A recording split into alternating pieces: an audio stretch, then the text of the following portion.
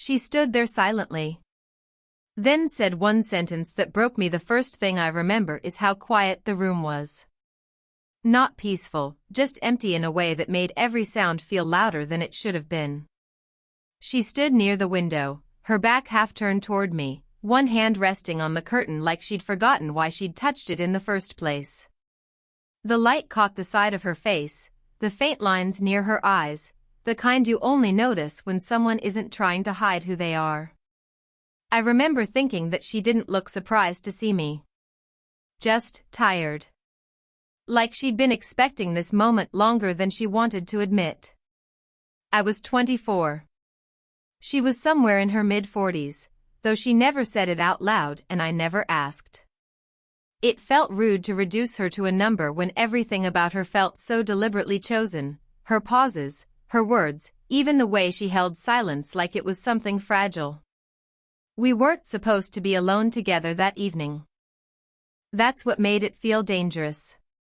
I'd stopped by to return something small, her book, a scarf she'd lent me without thinking, and somehow that turned into standing in her living room, neither of us moving, neither of us quite brave enough to say why we were really there. "You can put it on the table," she said eventually, her voice softer than it needed to be.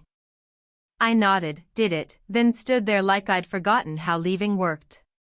The attraction hadn't arrived all at once.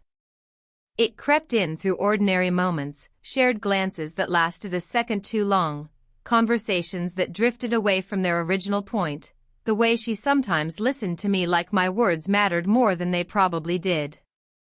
I'd told myself it was harmless. Admiration. Curiosity. Nothing I couldn't control. But standing there with her, I felt it in my chest, tight, impatient, almost embarrassed by how obvious it suddenly was. She crossed her arms, then uncrossed them. Shifted her weight. Her eyes met mine for a second, then slid away, like she was checking herself before saying something she might regret. "You shouldn't stay too long," she said. "I know."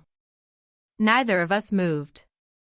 The room smelled faintly of coffee gone cold. A clock ticked somewhere behind me, too steady, like it was counting down something neither of us had agreed to start. I noticed her hands, how one thumb rubbed the side of her finger again and again, a nervous habit she probably didn't even realize she had. "You're different when you're quiet," she said suddenly. I laughed under my breath. "That's usually when people say I'm annoying." "No," she said quickly.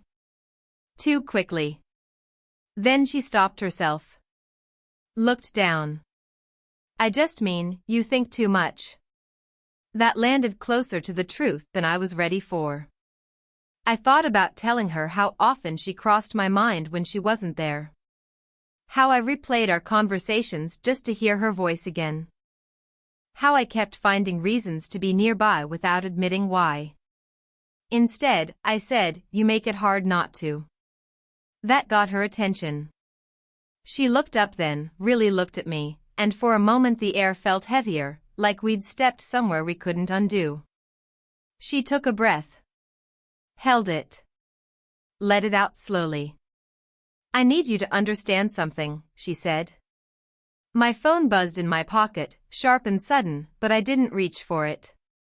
I couldn't take my eyes off her. She stepped closer, not enough to touch, just enough to change everything. She stood there silently. Then she said one sentence. And whatever I thought I knew about us cracked wide open. She didn't raise her voice when she said it. That was the part that stayed with me. "This can't go where you think it's going." The sentence sat between us, heavy and unfinished, like she'd placed it there and stepped back to see if it would fall on its own. I swallowed, suddenly aware of how young I must have looked standing in her living room, hands shoved into my jacket pockets like I needed somewhere to hide them. "I don't know where I think it's going," I said. That was only half a lie. She turned away, walked toward the kitchen, then stopped as if she'd forgotten something important. Her shoulders tightened. When she spoke again, it sounded like she was talking to the counter, not to me. "I've already done this once," she said. Believed something felt right just because it felt good. That was the first crack. The first glimpse of a past she usually kept sealed shut. I followed her, not close enough to crowd her, but close enough to let her know I wasn't leaving. What happened? She hesitated. Ran water in the sink, though there was nothing to wash. I built my life around someone who promised permanence, she said. Marriage, plans, all of it. And one day I realized I was the only one still keeping those promises.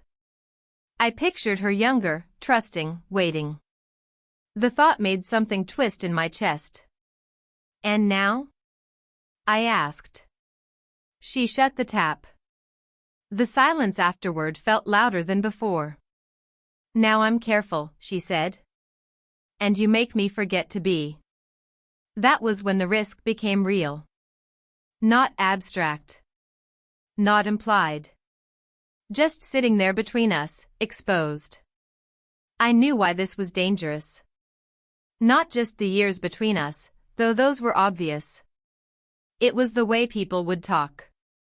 The way she'd already lived a whole life before I'd barely started mine. The way I was supposed to be a safe, uncomplicated presence, someone she could laugh with, mentor, dismiss without consequence. Instead, I thought about her when I shouldn't. Compared everyone else to the way she listened. Felt restless when days passed without seeing her. I don't want to be a mistake, I said quietly. She finally looked at me then. Really looked. Her eyes softened in a way that scared me more than distance ever could. That's exactly what I'm afraid of, she said. Hurting you. Or worse, needing you. The honesty in that sentence undid something in me. I stepped closer without deciding to. She didn't move away. Her hand lifted, hovered near my arm like she wasn't sure she was allowed to finish the motion. I'm not as fragile as you think, I said. And you're not as closed off as you pretend. Her fingers brushed my wrist. It was barely anything, accidental, almost, but my breath caught like it had been intentional. Her hand stilled, still resting there, warm and uncertain. She laughed softly, the sound edged with something like disbelief.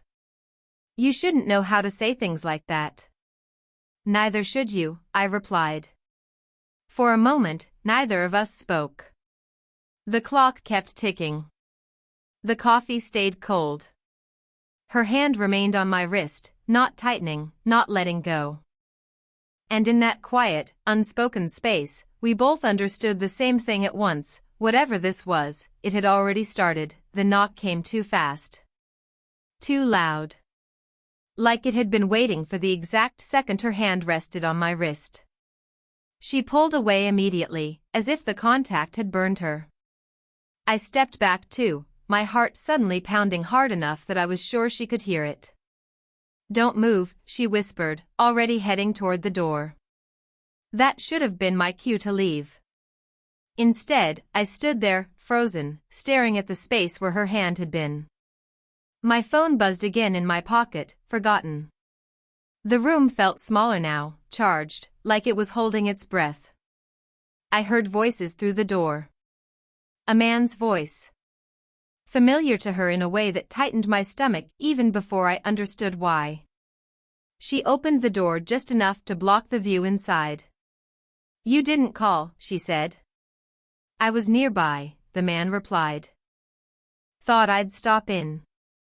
I couldn't see him, but I could hear the casual confidence in his tone. Someone who felt entitled to show up unannounced. Her ex-husband, I realized. The name she rarely mentioned. The life she referred to only in past tense. I should have stepped into the hallway then, made myself known, turned the moment ordinary. Instead, I stayed back, half hidden by the doorway to the kitchen, suddenly aware of how wrong this must have looked. Is someone with you? He asked. The pause before she answered felt endless. No, she said. The word landed heavier than it should have. He lingered anyway, said something about paperwork, about needing to talk soon. She nodded, promised to call, kept her voice even. When she finally closed the door, she leaned her forehead against it for a second, eyes closed. I should go, I said quietly. She turned. Yes. Then she hesitated. No. I don't know. We stood there, suspended between two bad decisions. I hated that I'd just heard her lie for me. Hated more that part of me was grateful. I didn't mean to put you in that position, I said. I know, she replied. That's what scares me. She walked past me, pacing now, rubbing her arms like the room had gone cold. He still thinks he has a say in my life, she said. And you, she stopped. Shook her head. You don't deserve to be tangled up in my unfinished mess. Maybe I already am, I said. She looked at me sharply. Don't say that.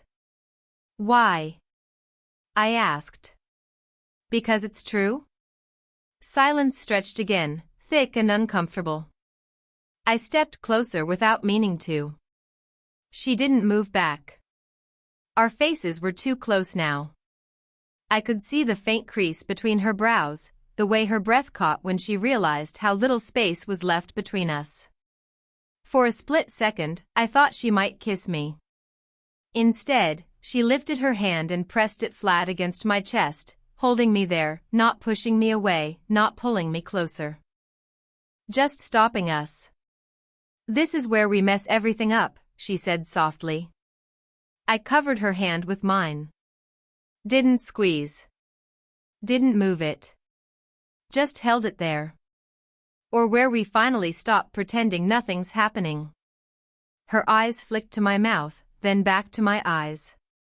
Her voice dropped to a whisper. You make it very hard to be sensible. The doorbell rang again. Insistent this time. She pulled her hand away like she'd made a mistake. I grabbed my jacket, my chest tight, my head spinning. As I stepped toward the door, she said my name. I turned. Don't disappear, she said. Not yet. And I knew, walking out into the hallway, that whatever lines we were trying not to cross, we were already standing on them. I didn't mean to come back the next night. I told myself I was just passing through the area. That I needed air.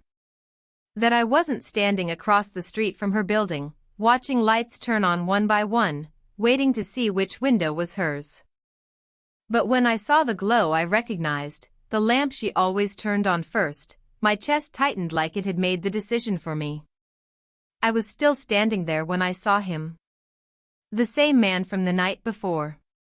Taller than I'd imagined. Familiar in the way he moved, like he knew the place belonged to him once. He walked up the steps without hesitation and rang the bell.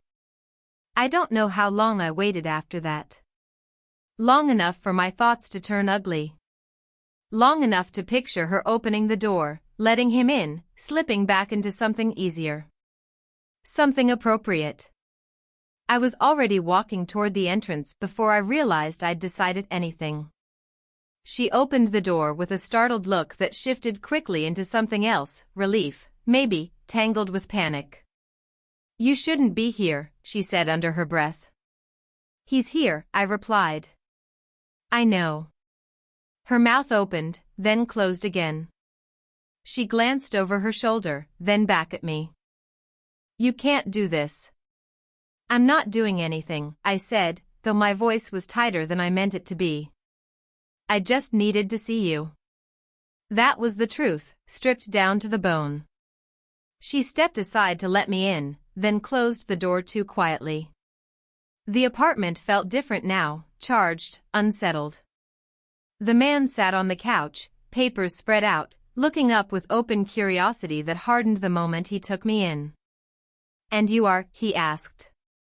A friend, she said quickly. The word stung more than it should have. He smiled in a way that felt like a challenge. Didn't know you were having company. I wasn't, she replied. Her voice wavered just enough that I noticed. So did he. I shouldn't have stayed. I knew that. But something in me snapped watching him look at her like he still had access, like history gave him permission. I'll wait outside, I said finally, more to her than to him. No, she said. Too fast again. She stood up, her chair scraping softly against the floor. I think you should go. I didn't know who she meant. Her eyes met mine, and in them I saw fear, not of scandal, not of gossip, but of choosing wrong again. He stood too, irritation flashing across his face. Is there something going on here I should know about? She didn't answer him. She looked at me instead. I can't keep doing this, she said, voice barely holding. I can't keep pretending you don't affect me. My breath caught. I tried to be careful, she continued. I told myself this was a phase. That you'd grow tired. That I'd remember why I don't let myself feel things like this anymore. I took a step toward her. She didn't stop me. But every time you walk away, she whispered, it feels like I'm losing something I never even allowed myself to have. The room went very still. I was acutely aware of how close we were now. Of the man watching. Of how this moment, once spoken into existence, could never be undone. I lifted my hand, hesitating just inches from her face. She closed her eyes. And in that suspended breath between us, everything was about to change. I didn't hear the whole sentence. Just enough of it to break the shape of everything. Her phone rang before my hand could touch her face. The sound sliced through the room, sharp and unforgiving. She flinched, eyes opening, and stepped back like she'd been caught mid-fall. I need to take this, she said. She didn't wait for either of us to answer. She moved toward the hallway, voice already lowering, already retreating. I stood there, my hand still raised, feeling ridiculous and exposed. The man, her past, watched me with something close to satisfaction before sitting back down. I shouldn't have listened. I know that now. But the apartment was small, and her voice carried. I told you, this can't happen, she said into the phone. My chest tightened. No, because it was a mistake, she continued. I don't want to complicate things. Mistake. The word landed clean and brutal. I didn't stay to hear the rest. I grabbed my jacket, nodded once at the man on the couch, some useless gesture of civility, and walked out before my legs could reconsider. The hallway felt too bright, too public. By the time I reached the stairs, my hands were shaking. Outside, the night air hit me hard. I stood there for a second, breathing like I'd just come up from underwater. I told myself not to assume. Not to spiral. But the truth had already settled in my gut, heavy and undeniable. I was the complication. I was the thing she was correcting. My phone buzzed again, this time I looked. A message from my roommate, reminding me about the job interview I'd been putting off. The one out of town. The easy exit I'd been pretending I didn't want. I typed back before I could change my mind, I'll take it. I didn't hear from her that night.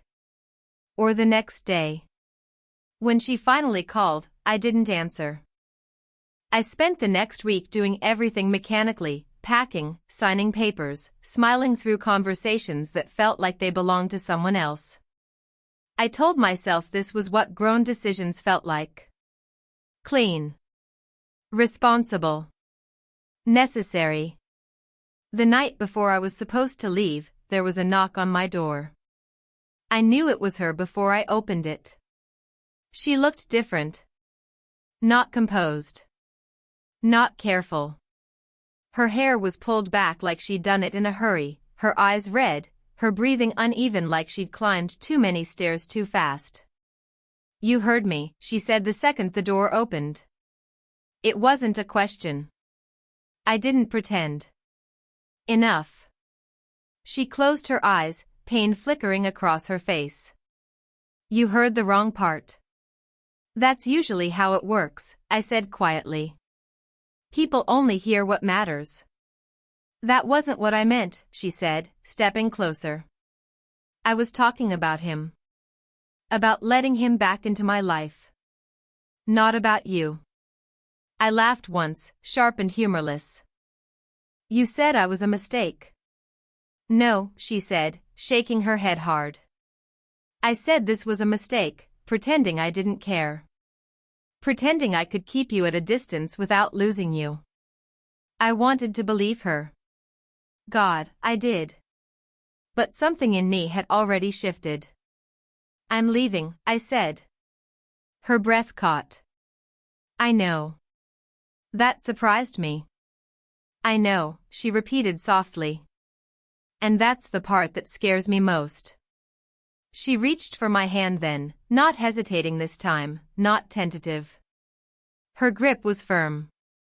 Certain. Because if you walk away now, she said, voice breaking just enough to make it real, I don't think I'll ever forgive myself for letting fear make my choices again. I looked at her, really looked, and felt the weight of everything we hadn't said pressing in around us. Outside, a car passed. Somewhere down the hall, a door closed. And I stood there, one step from leaving, one breath from staying, knowing I was about to choose something that would change both our lives forever. Didn't answer her right away. I looked down at our hands, hers wrapped around mine like it belonged there, like she'd finally stopped negotiating with herself about it.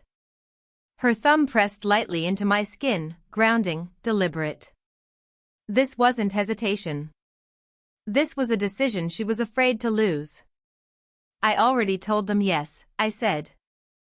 My voice sounded distant, even to me. The job. I leave tomorrow. I know, she said again. That's why I'm here. I pulled my hand back gently, not because I wanted distance, but because I needed to breathe. You don't get to wait until I'm halfway out the door, I said. You don't get to almost choose me. She nodded, tears finally spilling over, but she didn't wipe them away. You're right, she said. I don't. She took a step back, like she was giving me space to leave if I wanted to. I've spent years convincing myself that being alone was safer than being disappointed again. That wanting less meant hurting less. Her voice shook. And then you showed up, and suddenly I was lying to myself every day. I swallowed. The room felt too small for what she was saying. I tried to protect you, she went on. From me. From my history. From the fact that I don't know how to love carefully anymore. She let out a broken laugh. But the truth is, I was protecting myself. I leaned against the wall, the weight of it all settling in. When you called it a mistake, I said quietly, something in me shut down. I told myself that was my answer.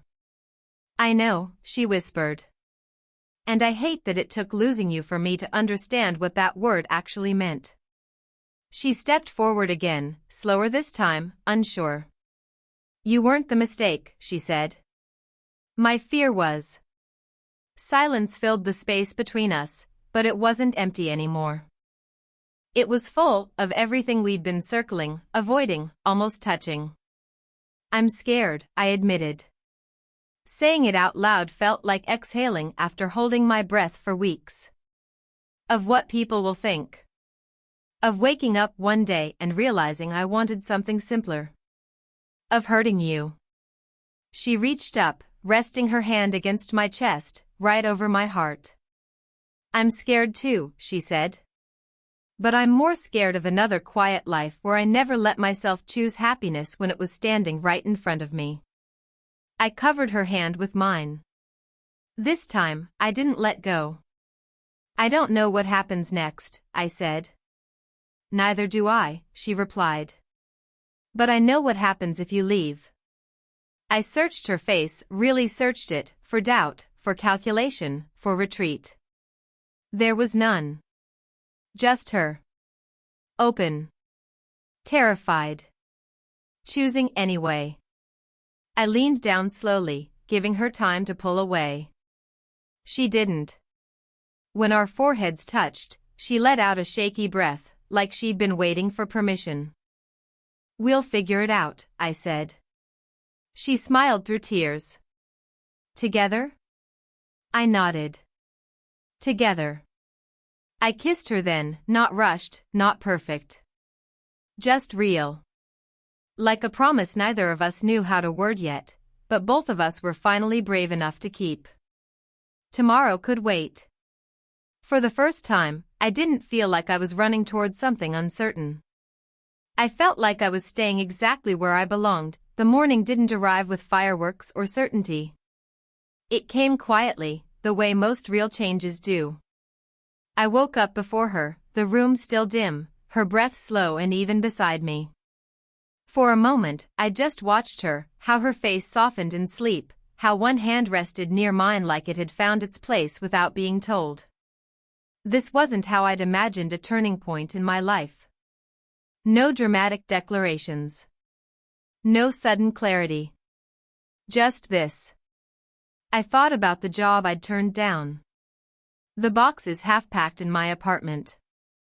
The version of myself who'd believed leaving was the mature thing to do. The safer thing.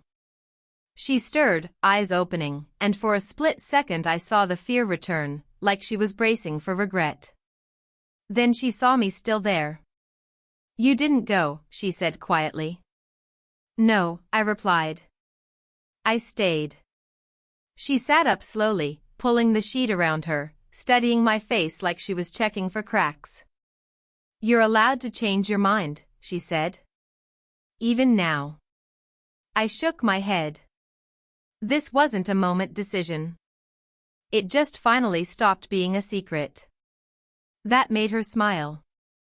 Small. Real.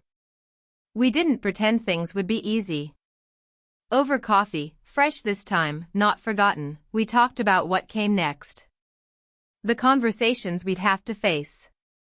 The looks. The judgments. The ways the world would try to flatten us into something simpler than what we were. "I don't want to hide you," she said. "I don't want to be hidden," I answered. There was relief in saying it out loud. Relief in choosing honesty over convenience. Weeks passed. Slowly. Intentionally. We learned each other in daylight, not just charged moments and half-confessions. She told me about the years she'd spent shrinking herself to keep the peace. I told her about how often I'd mistaken intensity for direction, how lost I'd felt pretending not to want more. Sometimes fear crept back in. Sometimes I caught her watching me like she was waiting for the moment I'd realize I deserved someone younger, easier. Sometimes I wondered if I'd wake up one day craving a life that looked different. But every time, we talked. Not perfectly. Not without friction. Just honestly. One evening, months later, we stood in her kitchen, the same room where this had all started. The light was warm. The air calm. "Do you ever wish we'd never crossed that line?" I asked. She thought for a long moment. Then she shook her head. "No. I wish I'd been braver sooner." She reached for my hand, fingers lacing through mine like it was the most natural thing in the world. And I realized something then, not loudly, not dramatically, but with a certainty that settled deep in my chest. Love didn't arrive when we stopped being afraid. It arrived when we stopped letting fear make our decisions. And now, I wonder, would you have stayed, knowing how complicated love can become?